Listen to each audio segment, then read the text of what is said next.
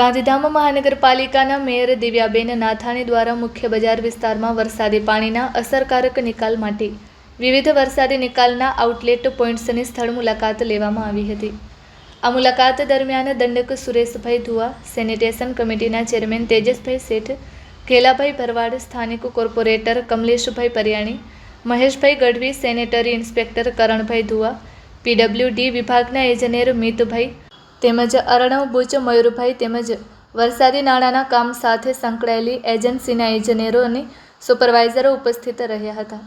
મેયરે સ્થળ પર નિરીક્ષણ દરમિયાન વરસાદી પાણીના નિકાલમાં કોઈપણ પ્રકારની અડચણ ન આવે તે માટે ચેમ્બર કવરિંગ, વેસ્ટ મટીરિયલ દૂર કરવું, ચેમ્બરની સફાઈ તથા જરૂરી જાળવણીનું કાર્ય તાત્કાલિક પૂર્ણ કરવા સંબંધિત અધિકારીઓ અને એજન્સીને કડક સૂચનાઓ આપી હતી।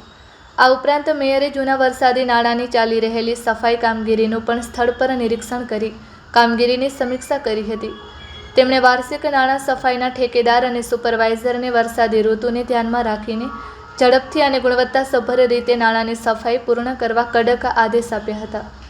મેયરે સ્પષ્ટ જણાવ્યું હતું કે વરસાદી ઋતુ દરમિયાન શહેરમાં પાણી ભરાવાની સમસ્યા ઊભી ન થાય તે માટે તમામ સંબંધિત વિભાગો સંપૂર્ણ જવાબદારી અને સતર્કતા સાથે કામગીરી કરી તેમજ નાગરિકોને કોઈપણ પ્રકારની મુશ્કેલી ન પડે તેની ખાસ કાળજી રાખવામાં આવે અને દરેક વોર્ડમાં દરેક વરસાદી પાણીની નિકાલ માટે ઝડપથી વરસાદી નાળાની સફાઈ કરવા માટે મેયરે સૂચના આપી હતી। સમગ્ર ટીમે ચાવલા ચોક, ભાઈ પ્રતાપ સર્કલ, ગ્રીન પાન, સુંદરપુરી, સરદાર વલ્લભભાઈ પટેલ પ્રતિમા પાસે મુલાકાત લીધી હતી।